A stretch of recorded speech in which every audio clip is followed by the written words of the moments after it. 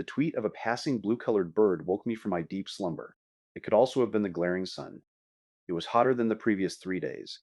Not a single cloud floated in the sky. Neither was my sister 231 anywhere to be found. I had always imagined that my journey would take me far from all my sisters, but her absence left me disheartened.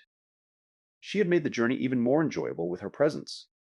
A small part of me had come to believe that she would accompany me all the way through to the end, that we would find a place to grow and raise our children together, reminiscing and retelling the tales of our adventures fondly to our children. But that was no longer a possibility.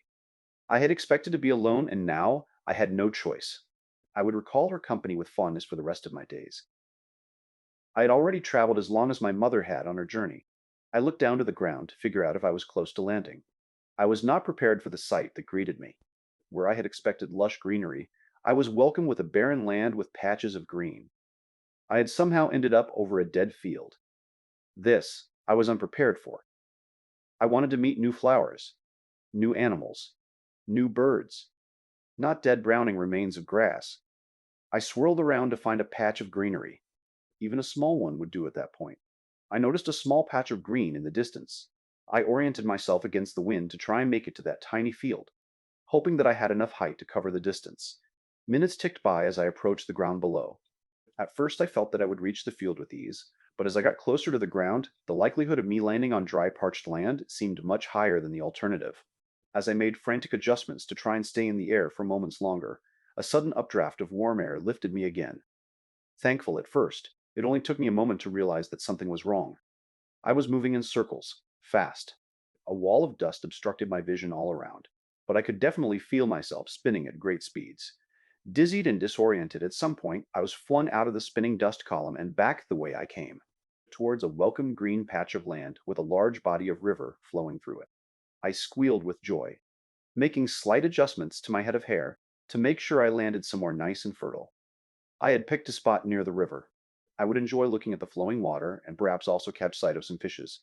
That would be a novel experience. Close to the ground, I made a final subtle swing and prepared to land. But the wind, it has a mind of its own. A sudden gust pushed me away, and right into the flowing river. I was distraught. To this day I have little memory of the time I spent in the river, flowing with no control over my path. What little I remember is too painful to recollect, especially the time spent in the stomach of a rude fish. All my dreams of growing into a flower, with children of my own, dashed by an errant gust of wind. I would never feel that joy. Never feel the pride of sending off my children on their own journey. Never fathom the emotions my mother would have felt when we left her behind for our new homes. All I could feel at that point was a constant regret of having lost it all. What little hope remained was lost when I heard a fearful sound. The water flow had sped up, and up ahead I could hear a great crashing sound. Water falling on rocks from great height. I would be dashed and pulverized by the falling water. That was to be my fate. For dreaming big. For wanting to go far, far away. To be destroyed in what I expect would be a most gruesome fall. As I approached the edge of the water, I could see the faint spray from the fall. I prepared myself for the end, saying goodbye to my sisters and cousins in my mind. I straightened myself, trying to keep myself upright.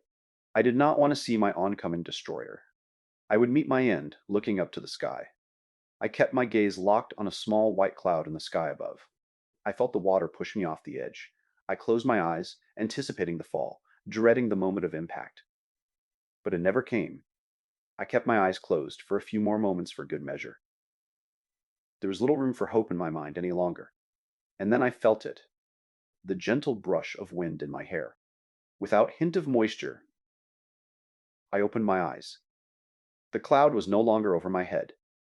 I turned around and dared myself to look down. I was alive. More importantly, I was not in the water any longer. I had been pushed off with enough force to begin floating in the air. I let out a loud, triumphant yelp.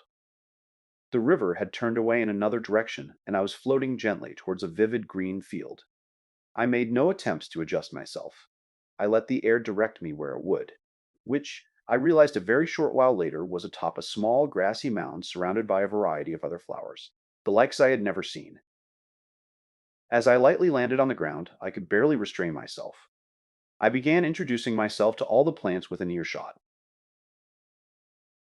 It was a couple days later, after I had already begun germinating, that a soft wailing reached me, floating in from the sky.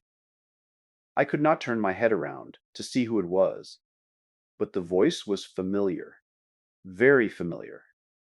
The voice grew in volume as it landed nearby. No, not here. I don't want to be alone, it cried out in desperation. 82? I asked softly at first. The crying paused for a tiny moment before reaching a higher pitch. 82, is that you? I spoke, louder this time. The crying stopped in an instant. Who? Who is it? How do you know my name? I let out a loud chuckle.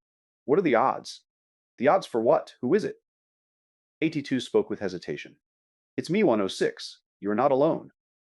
106? 106! I can't believe it! I am not alone, she said with enthusiasm that rivaled mine. How are you here? Didn't you go off on a long journey? Tell me everything. I laughed, her joy infecting me. Take root. It's a long story, and I will not leave anything out. From the author, 106 wanted a journey that would take her farther than anyone else. In some ways, she did. And at the end of her long way home, 82 met her. Was that luck?